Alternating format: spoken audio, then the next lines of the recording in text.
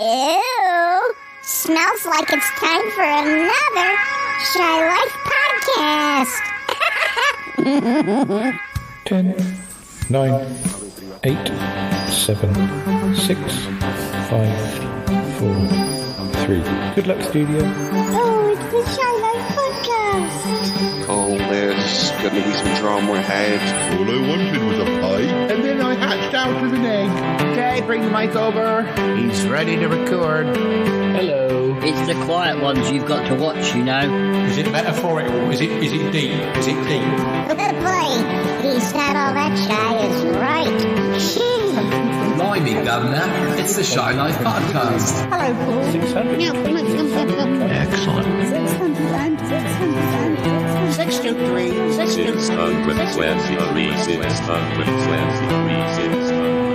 Bonjour et bienvenue au podcast de Shy Life. Hello and welcome to another episode of the Shy Life podcast with me, Paul the Shy Yeti. How are you doing? I'm all right. I've got a special guest. Yes, it's Muffley on tour. He's here. Not making music, but talking about it, hopefully. Although, yeah, I mean, maybe there'll be some Muffley music too, so it'll probably be a bit of both. But anyway, let's run that theme music, and when we come back, we'll see what he wants to talk about. Run that theme music. Darling, it's the Shy Life podcast. Yes, but it's a positive thing, Paul. The highlights, the Shy Life. You won't find a cast of characters like this everywhere. I'll go anywhere for a potato. Delicious. Hello, captains. How are you? You quite like a big bang, don't you, Paul? Go Shy Yeti. Oh, he hasn't found out my secret. I think he has. I love the Yeti test. It's my favorite thing. If you thought that was bad, just listen to this. Yeah, I'm strangely drawn to Yeti Uncle John's ankles as well. But has the Shy Life podcast slowed down? I don't think so. Has anyone seen my hot sausage? It's all green and you see it. Yum, yum, yum, yum, yum. Oh, I can't wait for it to begin. It's the Shy Life podcast. I like that, yeah. Marvellous, Paul. Hi there. And we're back. Hello, Muffley. What are you doing? How are you doing, I should say? I'm very well, thank you. It's funny you should say that I have been doing music this weekend. I am working on the new vocoder track, which was not going very well, and I decided to actually bin the whole thing. But since I did that, it was actually quite a sort of positive thing to do, to bin it, because it literally cleared the decks. And the thing that I've come up with, which hopefully you'll get to hear soon, is much simpler and easier. In fact, the track will be called Easy. So there you go. And I've been doing quite a lot of music this weekend. Bizarrely, the band that I used to be in over like 25 years ago has decided to reactivate. Now, it's an interesting one because the drummer lives in Paris and the singer-guitarist lives in Australia. So we've got this very 21st century logistical thing going on where we're sort of WhatsApping each other with like snippets of ideas and things. So I've been doing a bit of that this morning as well. And I suppose that dovetails into what I'm going to talk about today, which is prog rock, which was very much part of my formative years. And I think a lot of musicians will sort of have a fondness or a knowledge of prog rock because it tends to be sort of more the fiddly stuff. But today I thought I'd just give you a brief overview. And I was just going to talk about 5 prog rock albums. Now, this is not in any way definitive or exhaustive, because otherwise, you know, we could be here longer than a Carl Palmer drum solo. But I've decided to look at 5 albums and we'll discuss those in turn. So before we get into those 5 albums, I guess the origins of prog, you could say that it began with like Sgt. Pepper, because that was quite a sort of groundbreaking album in terms of what it was doing, interesting song structures, interesting use of instruments, tape loops and so forth. And that came out in 1967. And from then on, sort of psychedelia very much sort of, you know, blossomed and burdened and things. And prog rock was very much, I think, a product of psychedelia. So the first album I'm going to talk about is In the Court of the Crimson King by King Crimson, which came out, I think, in late 68, early 69. And King Crimson is a band who are technically still going. Actually, they've sort of stopped and started many times over the years, but their main sort of leader is Robert Fripp, who is a very sort of technical guitarist, but not in a kind of bluesy kind of Marshall Stack kind of way. It's more from a sort of classical sort of leaning and some jazz influences thrown in as well. So it's not sort of wailing pentatonic guitar solos that you get to hear from him. And with The Cause of the Crimson King, it kind of set the template for a lot of prog rock albums, because you have songs that are sort of maybe longer than usual and have very sort of odd structures. They're portentous lyrics. I think they had an actual poet that did their lyrics at the time, Pete Sinfield. And then in terms of going back to the instruments, one of the main sort of features was the mellotron. Now, the mellotron was basically a very early form of a sampler. No digital technology back then, but what a sampler does, you press a key on the keyboard and it plays a tape loop. And so these tape loops can be strings, flutes. Going back to the Beatles, the introduction to Strawberry Fields is done on a mellotron. And so in The Court of the Crimson King was kind of sort of, you know, a starting point, I think, for sort of a lot of the prog rock albums. So King Crimson went on in a similar direction for a number of years, but they at first disbanded, I think, in 1974, because I think at the time Robert Fripp, where he was into sort of all forms of Eastern philosophy and things, and decided that sort of he wanted just to explore some other things rather than music. And it was very much a case of quitting while you're ahead, I think, as well. I mean, I'll come on to it a bit later about how prog in some respects had a similar sort of lifespan as glam rock, that it started in the late 60s and then its sort of main sort of heyday was the early 70s. But by 73, 74, like glam rock was on its way out as well. And I think Mark Bolan wasn't as big as he was, and like Bowie obviously had sort of metamorphosized into different things as well. So that's I was going to say, would it be, I'm sort of, I guess I'm sort of familiar with around the same time as prog starts. You've got like the concept album, like the concept album in the form of things like the Kinks, the Village Green Preservation Society, which isn't prog, but prog sort of did take on concept albums as part of their oeuvre, didn't they? Very much so. Yeah, we'll touch on that. I mean, the other sort of big concept album was Tommy by The Who, which they called a rock opera. But again, that was more just traditional instruments. It was pretty much mostly guitar, bass, and drums. A bit of brass overdubs by John Entwistle and a bit of keyboards, but it was more sort of traditional sounding in general. So, yeah, the concept album did become a feature of prog rock. So that was King Crimson. Now, the second album I'm going to go on to is the Yes album by Yes. Now, Yes were very much seen as like sort of real sort of flashy sort of, you know, virtuoso instrumentalists. And their first two albums, which they'd done in the 60s, hadn't really made much headway. It was more, they would sort of take a song and they would sort of, you know, sort of yes it up, if that's the right word, and sort of do sort of all weird and wonderful things. But in terms of sort of success, they weren't really going anywhere. So what they did in sort of classic sort of 60s fashion, they went to the country in a cottage and got it together, as they say. And so they basically knew that sort of they had to sort of make some breakthrough with this album. Otherwise, you know, the record company was going to drop them. And so they had a new guitarist in who is called Steve Howe. And again, a bit like Robert Fripp, not like a traditional sort of blues-based guitarist. So, yeah, leaning on classical, folk and jazz. He was very sort of into sort of a lot of jazz like Wes Montgomery and things. And so you had this sort of weird mix sort of put together.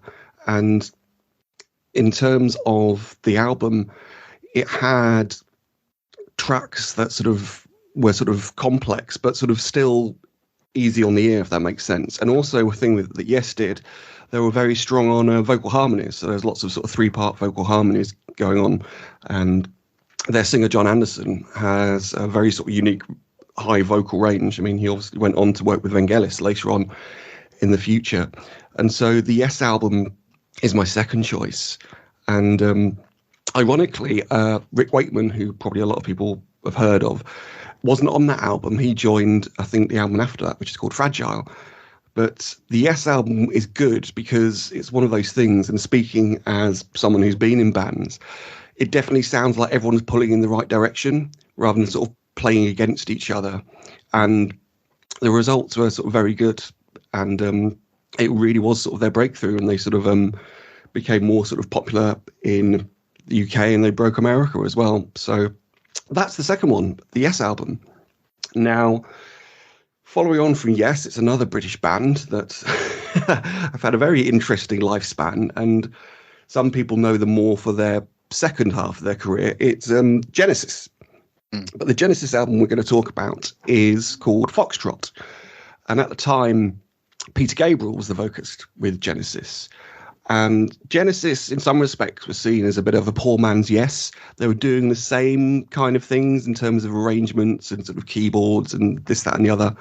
And they had probably more of an English feel, I'd say. There was like a sort of Peter Gabriel with his sort of public school background was sort of very into sort of mythology and nursery rhymes and things. And they did this album called Foxtrot. And the first track is called Watcher of the Skies, which is based on a sci-fi novel, which I can't remember the name of. But again, starts off with a huge sort of mellotron introduction, so you pretty know what you're going to get. And then there's sort of various tracks on the first side, which, again, sort of have a sort of kind of a post-psychedelia feel, but this sort of English sort of forgottenness, I'd call it. But then the big track on Foxtrot is something called Supper's Ready. And apparently this was influenced when Peter Gabriel was in a flat with his then girlfriend. And apparently there was some poltergeist, which obviously you would like from sort of your aspect of things. Yeah. And so there was some weird shenanigans going on. And he did a sort of the real Peter Cushing thing. He got like a couple of candlesticks, whatever it was, and did a crucifix to sort of scare off the evil spirits. And this was the start of this sort of mammoth trap called Supper's Ready. And obviously it's got like a religious allegories and things. But the thing is that it goes on for about nearly 20 minutes. But it's in lots of little bits. So it's kind of like sort of musical tapas, if you want to call it that. So there'll be, you know, like a sort of nice sort of acoustic sort of guitar thing, and then it goes into like a heavier sort of thing, and then it goes into something else, and then something else. And then, again, like with a lot of prog rock sort of compositions, it resolves itself. Quite a lot of prog rock musicians or music journalists would talk about them being, you know, neoclassical, and it could be a bit pretentious how sort of people went on thinking that sort of it was on a par with classical music, where really it was just kind of sort of, you know, sort of dipping their toe into that area. And obviously at the time, Genesis, Phil Collins, he was the drummer, and I know sort of people have got various thoughts about Phil Collins, but one thing, his drumming is absolutely superb. And again, going back to my experiences of being in a band, one of the things that you really need to have a good cohesive band is a good drummer. And if you listen to his work on that, it's so tight, it's so sort of clever and sort of works well. And I think because he was like sort of the cheeky working class boy with all these public school boys, he was able to sort of, you know, bring them down to earth a bit more as well. So that was Foxtrot. And then after Foxtrot, they did another album called Selling in England by the Pound, which kind of developed on what they'd done with Foxtrot. And then they did their big concept album in 1974 called The Lamb Lies Down on Broadway. But it basically sort of tore them apart. And after that, Peter Gabriel left. And pretty much, as they say, the rest is history. A certain Mr. Collins decided to step out from the drum seat, and still their 70s stuff was proggy, but then Phil Collins' influence definitely sort of increases as time goes by. And I guess by 1978, when they do Follow You, Follow Me, that sets the template for, you know, what happens to Phil Collins' career and Genesis' career in the 80s. So yeah, that was Foxtrot. So we're 3 down, and number 4 is Mike Oldfield, Tubular Bells. Now again, very much a concept album. It's just basically 2 tracks, one on each side of the LP, as it were. And like, as I was saying, it's a musical tapas where it's got different themes. I mean, everyone will know like the tinkly piano bit, which was used in The Exorcist. And so it's like, it wasn't really sort of something people had heard before, like this just continuous piece of music. And there wasn't really sort of lyrics. It was just like sort of shifting sort of forms in terms of the music. And the interesting thing as well is that Mike Oldfield had been a bit of a sort of jobbing musician. He'd been playing bass for a musician called Kevin Ayres, who'd been in a band called Soft Machine previously. So he had his foot in the door, and basically what happened is that Richard Branson, enough said about him, was setting up Manor Studios. And what Mike Oldfield would do is use the downtime during the night to record his stuff. And the interesting thing is, says me, who's, looking at my MacBook as I speak, and I was using Logic Pro this morning to do my things and overdubbing and laying. There was none of that, so it was all meticulous and all by hand. So it must have taken hours and hours and hours to do. And so, Tubular Bells was quite the thing in 1973, and of course went on to sort of kickstart Virgin Records and stuff. And then after that, Mike Oldfield followed pretty much in a similar vein through the 70s. And then, I suppose, a bit like Genesis, or with pressure from the record company in the 80s, he did more poppy stuff. And of course, the one everybody will remember, I guess, is Moonlight Shadow. And then he's sort of done bits and pieces. I mean, obviously, we should mention the Blue Peter theme, which was a revelation, not so much for the actual music, but when they showed how he was creating it in the studio, and it was like, oh, so one person can just do all this stuff and sort of multi-track things. You don't need to be in a full band and have arguments and creative disagreements. You can just do it all yourself and just sort of plow your own furrow. So that was always very interesting. It was watching him doing that Blue Peter theme, and also Peter Howell doing the Doctor Who theme, which really struck out to me at the time. Mike Oldfield also has a connection with ABBA. Do you know it? I do, because he did a version of, I think is it Rival? He did an instrumental. Yeah, he did. That's right. And I had a friend. I actually, your the various different things. I'll react to some of the things you said at the end, but I will say whilst I think about it. I had a friend at primary school who, I don't know, he was probably only 8 or 9 or 10, but he was really into Mike Oldfield. I think his dad was involved in music, so it might have been that his dad had influenced him. But I remember him being he got me into a track of Mike Oldfield's called The Lake from Discovery, which I still play it quite a bit. But he sort of knew I liked ABBA and was a little bit snobby. And then I remember saying to him, that Arrival, that track by Mike Oldfield on that album, that's an ABBA cover, and he suddenly had a complete sort of, oh really? complete turnaround. Please continue. So yeah, that was Mike Oldfield, and the final one I'm going to do is it's an obvious one, but it's a good one to mention. It's Pink Floyd's Dark Side of the Moon. Now, Dark Side of the Moon, sold so many millions and millions of copies. And it was that thing where you could do prog, but it was accessible. So it was kind of sort of, sort of stealth prog, if you want to call it that. But I think the big difference with Pink Floyd and Dark Side of the Moon is the lyrics. So Roger Waters' lyrics aren't about fairies and unicorns and, sort of ogre battles and this, that, and the other. It's very much about sort of, life and sort of things that happen in life. And I think the general theme of Dark Side of the Moon was just about sort of madness, that old chestnut.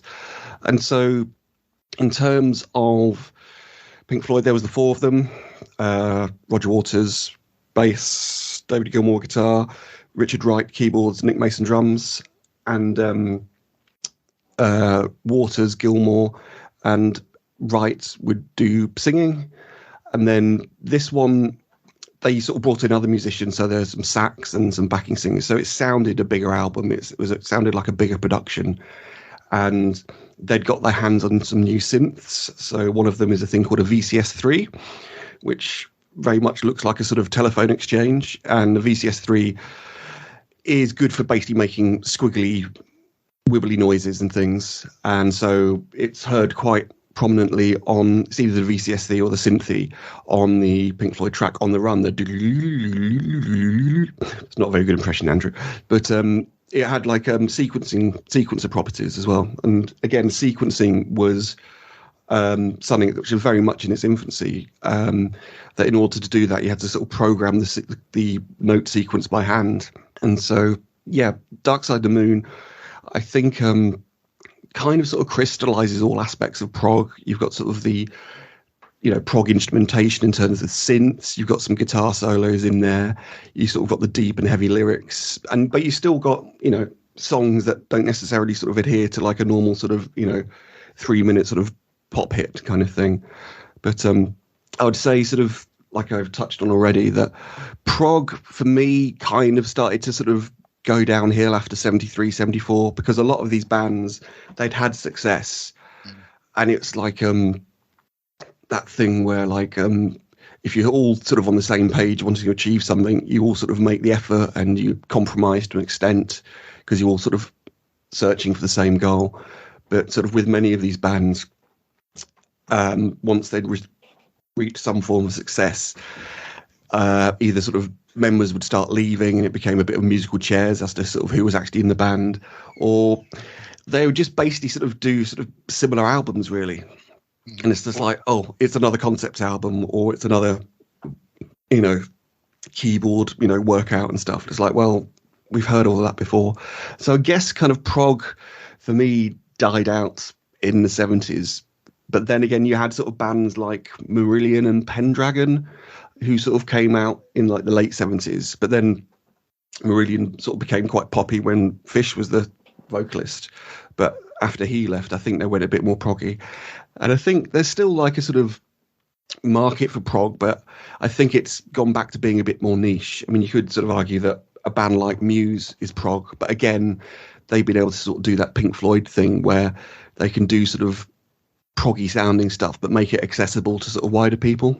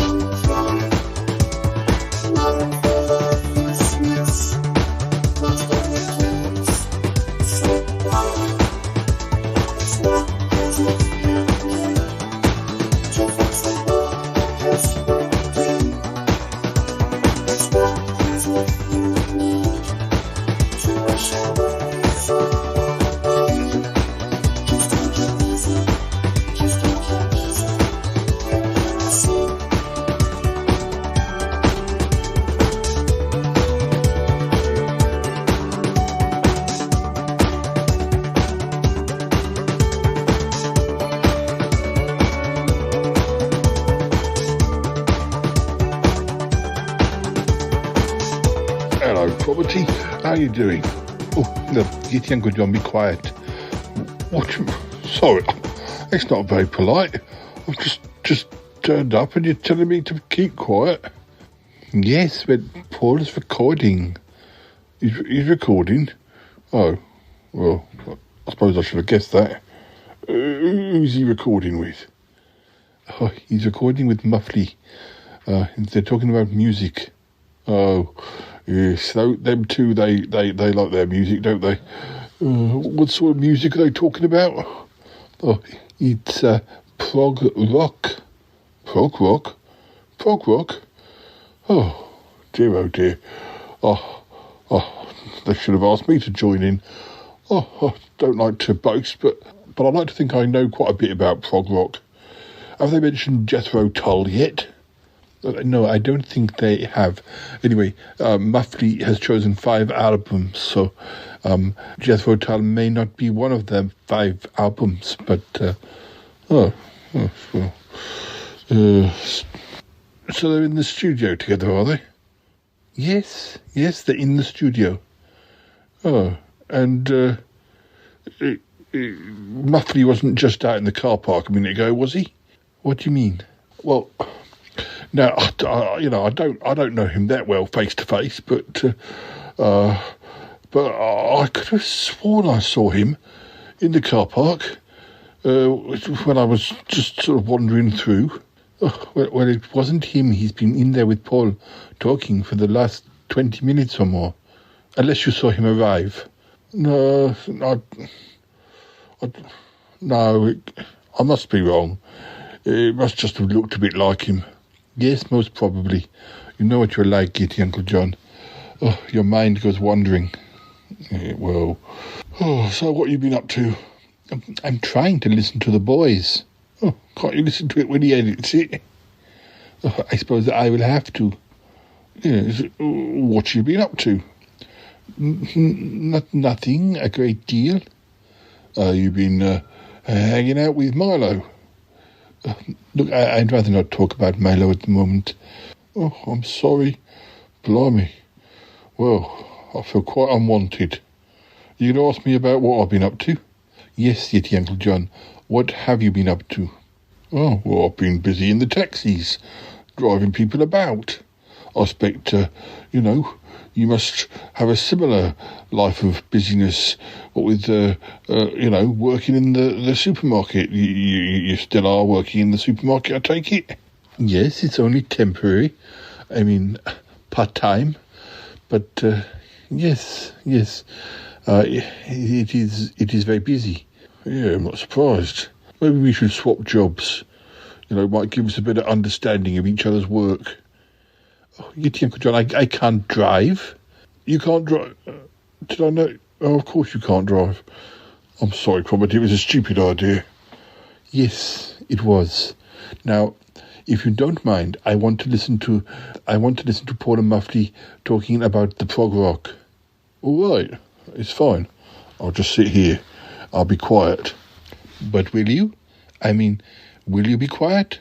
Yes, I'll be quiet, for goodness sake. God, look, shh,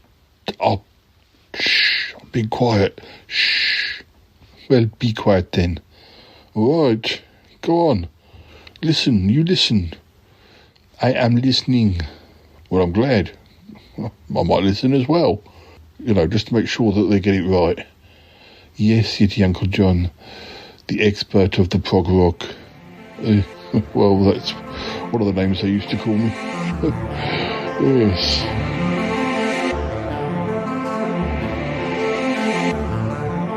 Did you just wander into prog just in the way that people like you and I who are interested in music wander onto it, or did you have influences with other people playing it to you? Or?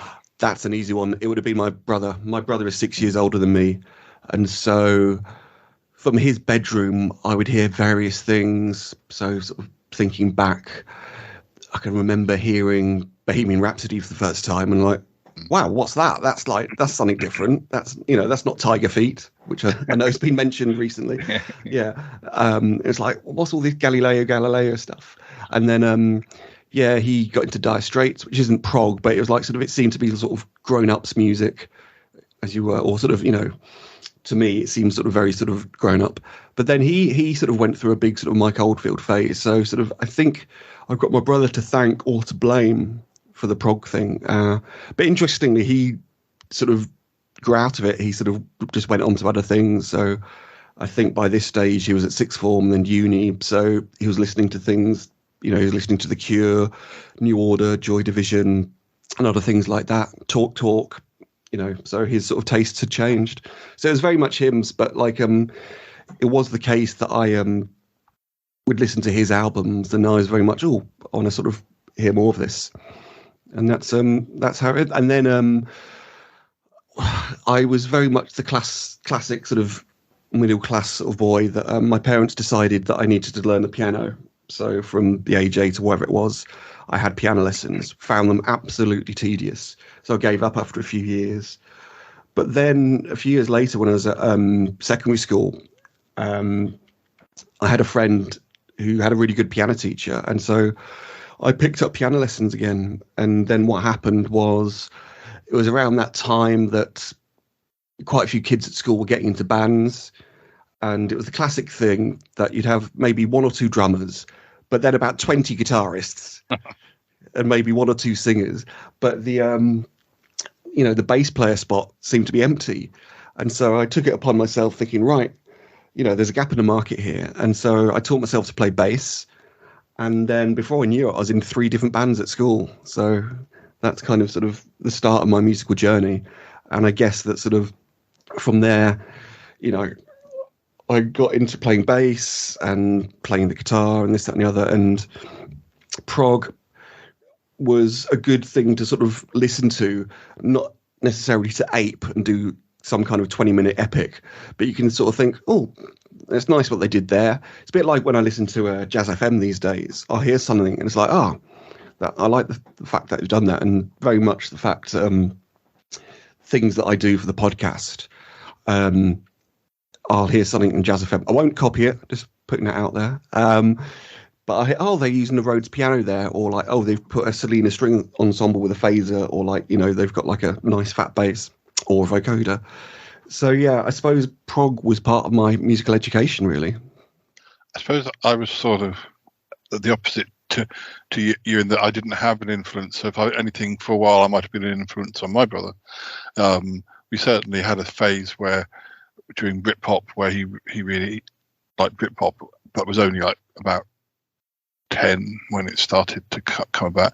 But I remember, because I was playing the Kinks and Village Green Preservation Society, etc. And I remember, for a while into the sort of mid to late 90s, he was very much followed what I liked, but then sort of went on his own way. But I don't think what he went into was half as much fun as because I've always got that pop side, and that sort of it's very often I find that some people get very serious about music, and it's only like one type of music they like, and it's the very serious rock, and I think, you need to listen to some fun things as well. You need to have absolutely.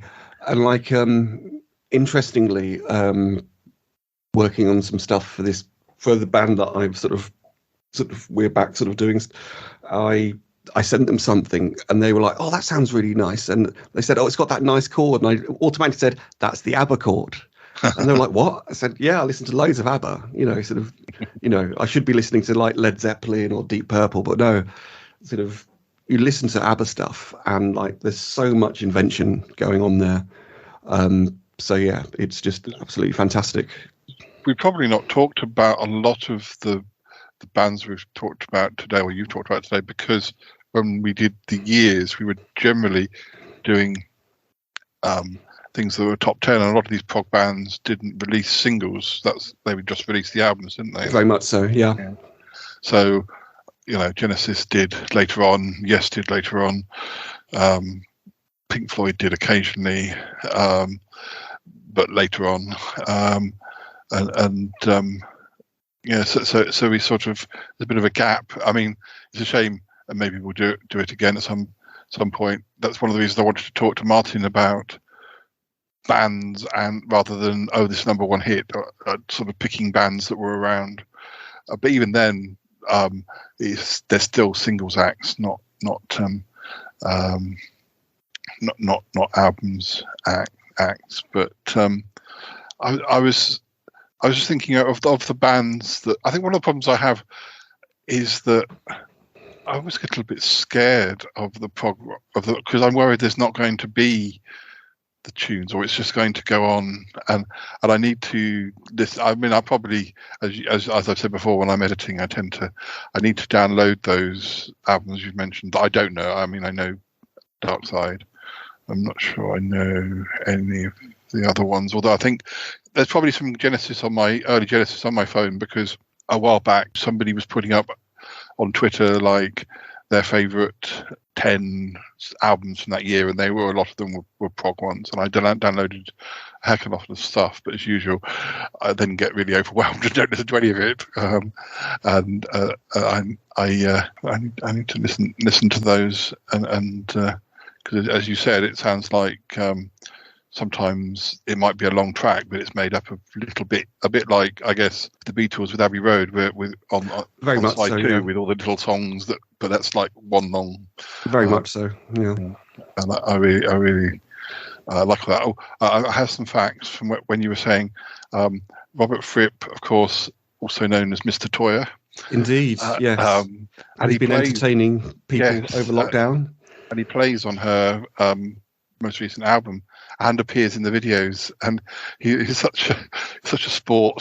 She gets him to, I mean, I presume it's her ideas, the weirder things, but it may be his idea. But he gets into the spirit of them and dresses up as a bee or a dinosaur, or because I bought the Tour album and it came with a video album, and so there's a video for each track, and him and the other people in the band doing little dances and things, like in the middle of the song.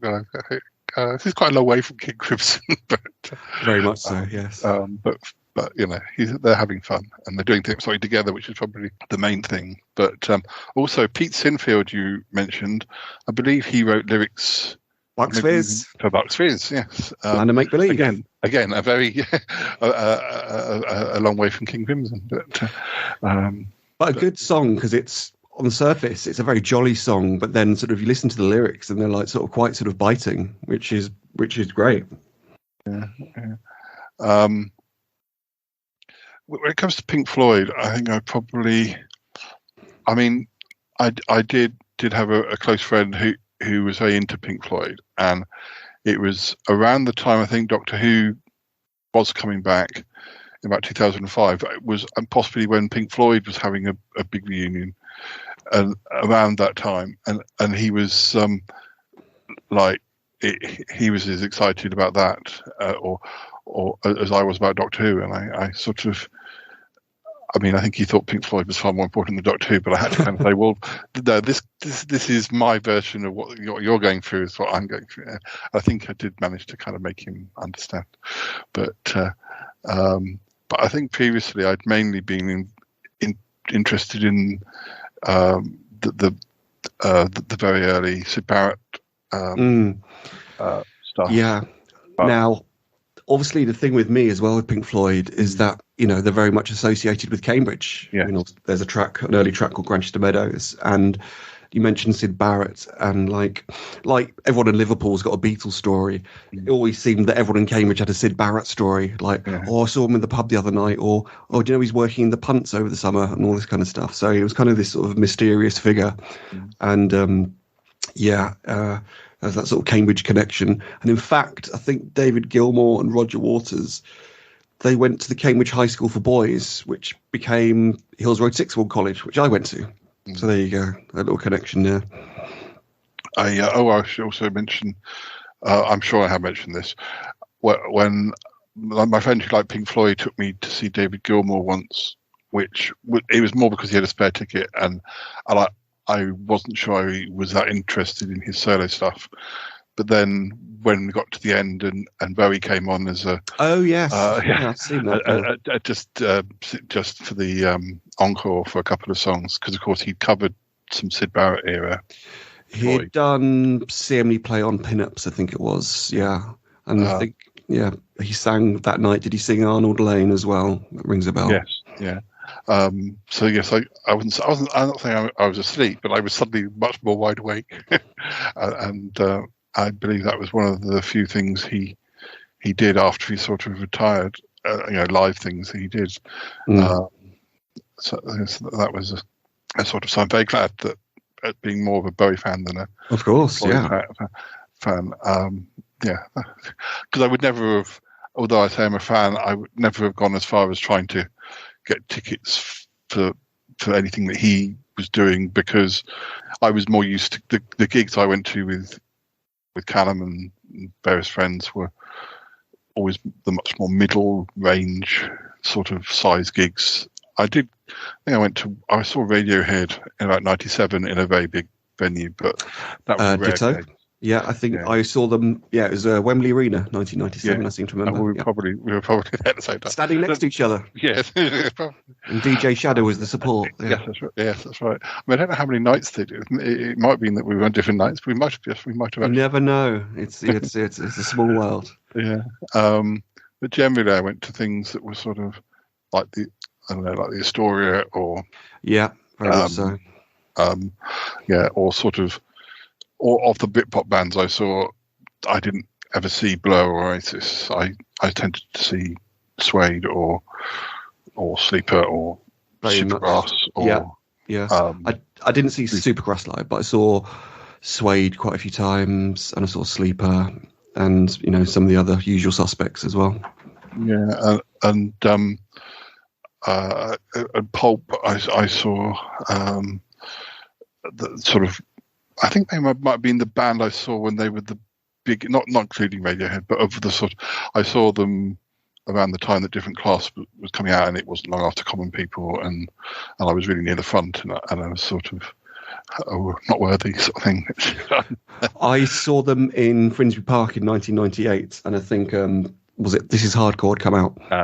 So yeah, but I think it might be you, but my favourite Pulp album's His and Hers, actually. It's not Different Class.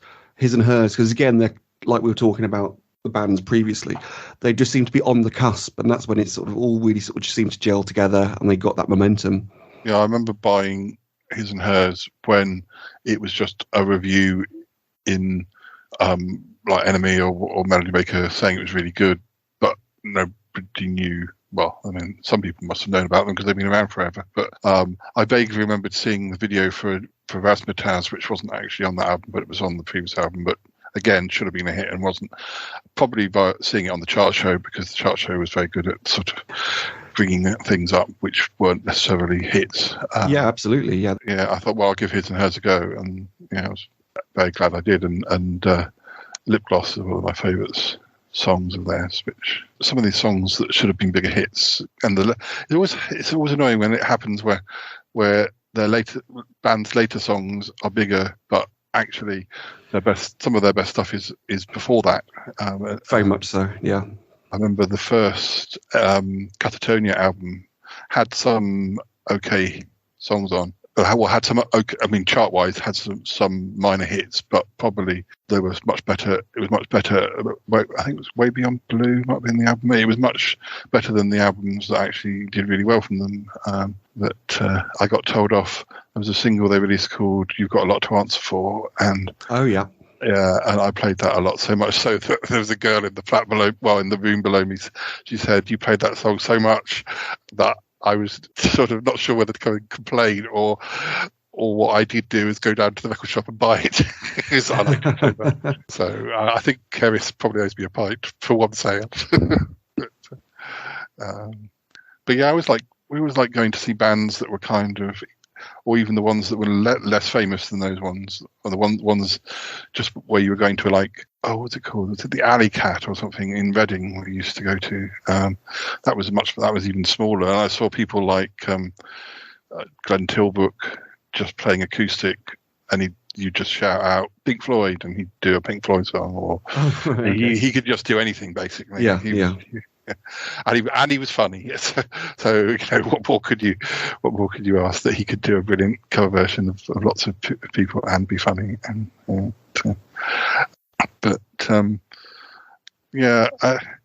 going back to Prog, it's a bit sort of that sort of line between the sort of concept albums and the prog is quite a thin line sometimes, isn't it?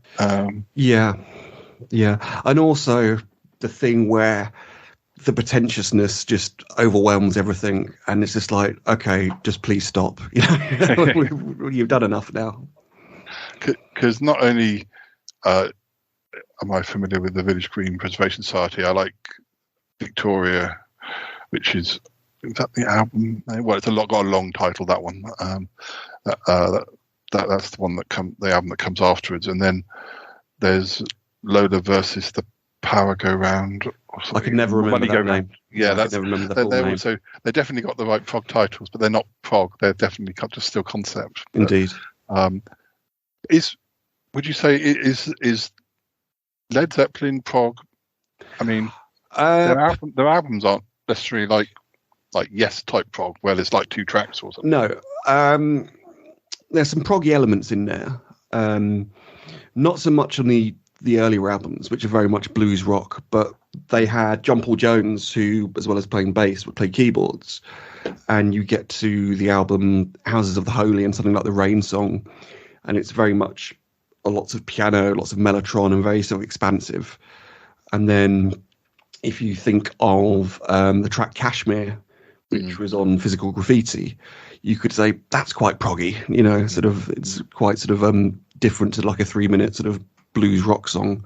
Yeah. So there's proggy elements. I mean, they didn't, interesting, I've just thought of something actually. They didn't sort of go too crazy on the synthesizers, although their last album, I think I'm correct here, In Through the Outdoor, they recorded at ABBA's Polar Studios. And they used this mammoth synth, which was this, I think it's called the Yamaha GX1. It's huge. It basically sort of, cost, what a house costs or whatever. And if you think of the start of, I think it is it Does Your Mother Know? That was the GX1, and John Paul Jones used that on some stuff on their last album, which didn't go down so well because people thought, it's not really sort of Led Zeppelin, it's getting a bit too sort of synthy and sort of detracting. But I think, putting it politely, I think Jimmy Page had various health issues at the time, so he took more of a back seat. Yeah. So I wouldn't say they're prog, but they have their sort of proggy moments. Yeah, they do tend to sort of appear in those sort of lists. But what about the Moody Blues? Are they more they're more concept album probably than prog, aren't they? They did. Is it Days of Future Past about the same time as In the Court of the Crimson King, and there's like sort of big parallels with In the Court of the Crimson King because it's very mellotron heavy, and you've got these sort of big sort of portentous lyrics and things. Obviously the big one that everyone knows about as well is Nights in White Satin, but I wouldn't say they're sort of fully fledged prog. I'd say it's more sort of weekend prog or golf club prog, because they sort of I think they ditched the more proggy elements sort of fairly early into the 70s and became sort of more sort of sort of song poppy orientated and stuff. But they always had the sort of very long titles. It's a bit like it's like the musical version of the Giallo films having sort of intricate titles. They always had long. Moody Blues always had sort of because I did download sort of all the sort of classic period or sort of albums of theirs, and was I remember being in Venice or something and kind of slowly working my way through them whilst I was on holiday, but I never got so far. And then of course it's one of those things where you've got the time because you're away somewhere and perhaps haven't got as much of your usual collection with you, and then when you come back again, suddenly life floods back in and you haven't got the time. But no excuse. But yeah. Any other areas of note or any other favourites that weren't in your list? As I said, I could sort of probably go on for days about sort of various prog albums. I think what I decided, ironically, for the subject for prog was to keep it quite short. But those 5 were probably a good sort of starting off point. Yeah. I don't want to sort of be that person that sort of drones on about it. So yeah, but no, I thought I'd just choose 5 and sort of see what you think about those. Yeah, I want to try some Yes, because I feel like I probably should have. Because sort of more aware of the poppier end and things like Owner of a Lonely Heart. Of course, that was the big hit, yeah. But also Rick Wakeman did, I think it was when I was living in Camberley, he was doing those sort of tours where he would turn up in places like Camberley, and I think he might even live in that area somewhere, because I'm sure he turned up quite a few times. We really should have gone and seen him, just to sort of see what was going on. But and I do want to try some Peter Gabriel Genesis, because I say I like Peter Gabriel, but again I'm more familiar with the 80s Peter Gabriel, or even into the early 90s Peter Gabriel. Yeah. But Foxtrot's a good starting point, I would say. Yeah. I think if anything, I'm a little bit more nervous about the early Peter Gabriel solo albums, because the one or two tracks that are big, but I'm kind of like, what else is on the album? Yeah, like I've never really warmed to them. I mean, I know sort of stuff off them, but I wouldn't say I'm a die-hard Peter Gabriel solo fan either. And I haven't got tickets to see him either. I know he's touring this year. Yeah, I remember around the time jumping much. I think probably in the late 80s or early 90s, I started sort of exploring the 80s albums. There used to be when I used to visit my great aunt in Reading, there was a shop that sold secondhand tapes, but it allowed me to sort of try things because they were only £2, and you think, well, I might as well try an album by that band. But obviously, they didn't have much Prog, obviously, otherwise I would, or I might have got there sooner. But I remember around the time that his, I think was the album with Steam and Kiss That Frog and So. Yeah, so because I was going to say Up, but that's the one before it, isn't it? I think. I remember a lot of that music ending up on the unofficial edits of Sutton Park episodes around the same time. And I think we even, either it was coincidental or I just thought this song has to go on it. I had a beanbag frog who became like a time traveling frog, and if you touched him, you time traveled. And I remember dubbing "Kiss That Frog" on stuff with him. But Peter Gabriel doesn't know, so don't tell. But of course, that's the one thing about putting Sutton Park on YouTube, is that it doesn't have any of the music that it used to have on it. Because, of course, yeah. I mean, I did edit the first 1,000 episodes of Sutton Park, like with music of the time, and Nick and I used to joke that if there was an episode which had a lot of music, it was a bimbo or himbo episode, because it didn't have much. It didn't have much, plot in way of plot. So it just it's all visuals. Well, anyway, Muffley, thank you very much for telling us about your top 5, or at least your prog your primer. intro. Prog primer, if you want to call it that. Yes. Yeah.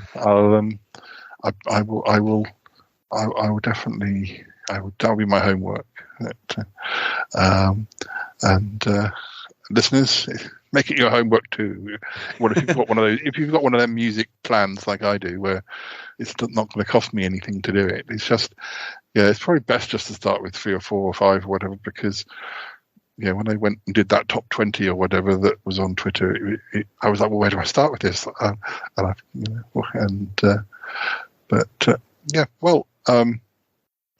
We'll say goodbye for now, and thank you very much for joining us. And not at all. Lovely to speak to you, Paul, as always.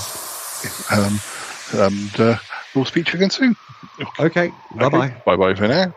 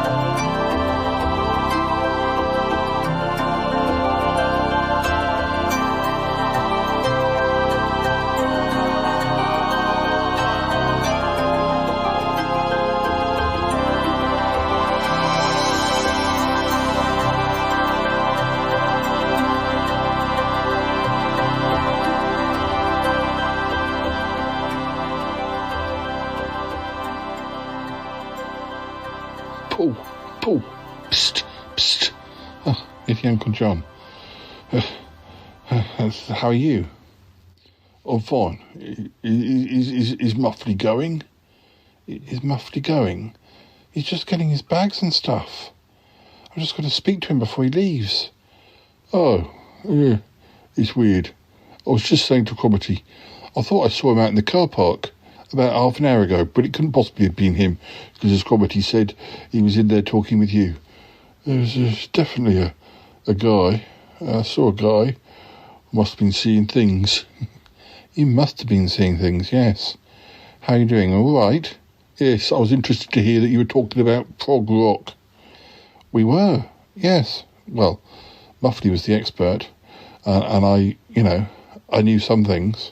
Yes, it's quite a detailed subject once you get into it. It really is. Well, that's what he was saying.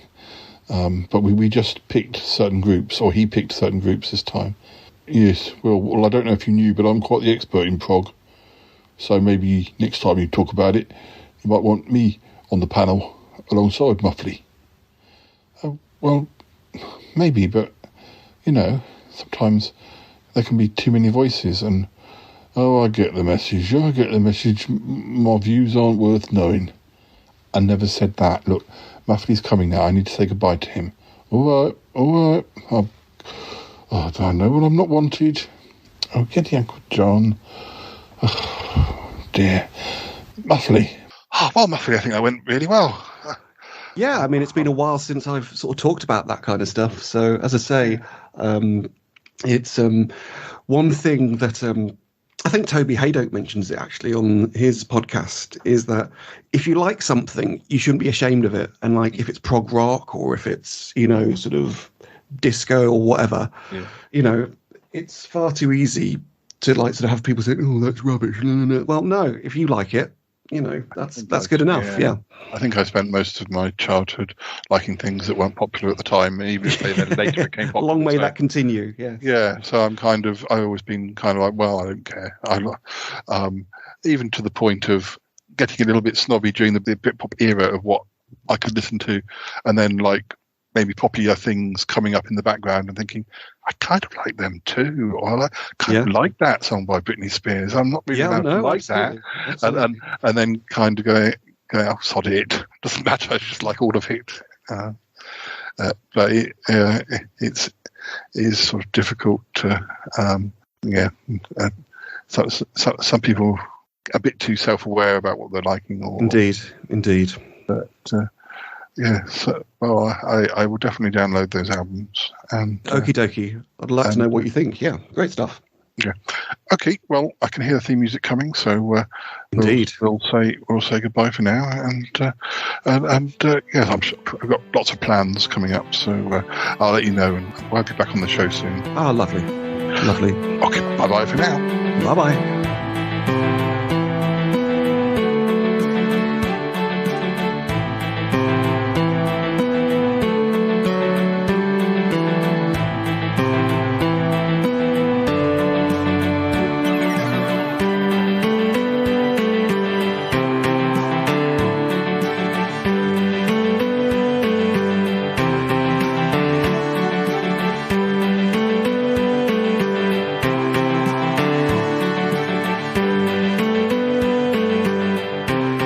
Listeners, I think that went well. I don't know where the regulars are. They've not. Oh, Muffley, there you are. I thought you'd gone. The paradox, the autumn paradox. Oh, is that another prog album? Did you want to talk about that? No, it's the circulation of the clouds is forming into the great gathering. The great gathering is coming. I don't know what's wrong with him. Has he hit his head? Has he taken some sort of one of those Cromitty pills? Are you okay? Do you want to sit down? It is going to be clear very soon, but all you should know is that everything has been prepared for, and with this gathering, there will be new and interesting and intriguing ways to appreciate life and interact with other humans and other life forms. Okay. Well, thank you for that. I'm glad to know it. Glad to know that. Yeah. Right. Well, I'll make a note of it, definitely. Perhaps, yes, you must definitely speak about this. I'm going to run away now, listeners, all right? Dantalion's Chariots. Yeah. Dantalion's Chariots. That sounds like another prog album. Casts its fiery path. It sounds definitely like another prog album. Listeners, I think it's time to go. Come the alignment of the stones. Something very strange going on here. Stones. The answer's in the stones. That's good. Quick, let's get out of here. I'm gonna go now. Bye. I want to go with you. Gotta go. Bye. Goodbye, goodbye, goodbye. It's been good, but yeah, definitely time to come home now. Wow. Really? No kidding. Goodbye, goodbye, goodbye. Yes, goodbye, goodbye, goodbye. This show is part of the Pride 48 network. Find more shows over at pride48.com. What's going on now? Oh, it's the Shy Life podcast. Let's go. I have a voice. I have a voice. You have a voice. You have a voice. We have a voice. We have a voice. Unique voices in podcasting. UnivazPods.net. That was very strange. What was that, Paul? Very strange. What was very strange? Well, I thought Muffley had left, and yet there he was again. I mean, he's left again, but did you see him come in or go out? Yes, I saw him leave around the time the theme music played. Well, yeah, that's when I saw him go, but I was just talking to the listeners, and then there he was again, but he was talking strangely. I don't know what he was going on about. It sounded almost robotic. Oh dear, Paul, that doesn't sound good. I just wondered what happened. You didn't fall down the stairs of your laboratory or something? No, the door of my laboratory is firmly locked. Yeah, that's what it was just very strange. I do wonder. I wonder what that's all about. Paul, that Muffley on tour, he was really weird. You saw him? Yeah, I saw him just a minute ago. He came through the living room again. Was he rude to you? Did he not say hi? No, it wasn't that exactly. He was muttering about portals and strange things, and, well, I couldn't make head nor tail of it. And it's very odd, because he was perfectly normal when he left. You know, after I saw you, I spoke to him and said goodbye to him, and he left, and then I thought he'd gone, and then suddenly he was here again, but he was, like you say, going on about portals or weird stuff, and I couldn't make head nor tail of it. That's very strange, Paul. And you don't think there can be two of them, do you? Don't think there can be two of him? Well, I'm not sure. Well, I did think I saw him out in the car park earlier, but you said it couldn't have been him. Well, no, it couldn't have been him because he was in the studio with me. I mean, how can there be two Muffley on tours? Well, Paul, aren't there two Coconut Jims? Yes, there are two Coconut Jims, but that's because, well, there are two people portraying Coconut Jim. We don't like to talk about it. I know you don't like to talk about it. It's just very odd. I don't know what the answer is. Either the original Muffley was having a funny moment or something else is going on. Yeah, well, I mean, it wasn't another actor playing him because he looked the same. And I did see, well, I would swear I saw him out in the car park. Oh dear, Paul, I have a nasty feeling about this. What do you think? I don't want to say anything. Not for the moment. Let me do some research. All right. Do you think I should mention it to Muffley? Oh, I wouldn't, Paul. Let Quality do his research first. All right. I wonder. Oh, now you're making me think. Yes, well, It's time to go now. It's time to go. Goodbye, listeners. Goodbye, listeners. Yes, goodbye. Bye-bye. Two Muffley'S. Could it be like a Robot McFatty situation? Robot Muffley on tour? No, Paul. I think it could be worse than that. I think it could be... Well, let me do some research and I'll let you know. Oh, blimey. Oh, blimey. Oh, boy. He said all that guy is right. You know what I wonder? What in the world size shoe do you think the Shy Yeti wears? I don't know. I just wonder. That Paul is a great guy. No, I think that was a wonderful episode.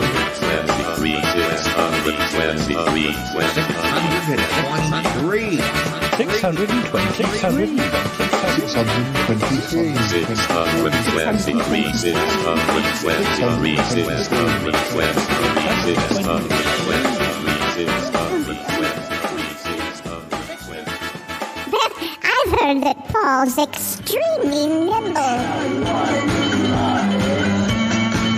The best part of the Shy Life podcast is when it ends. The answer's in the stone. The answer's in the stone. The answer's in the stone. The answer's in the stone. The answer's in the stone. The answer's in the stone. The answer's in the stone.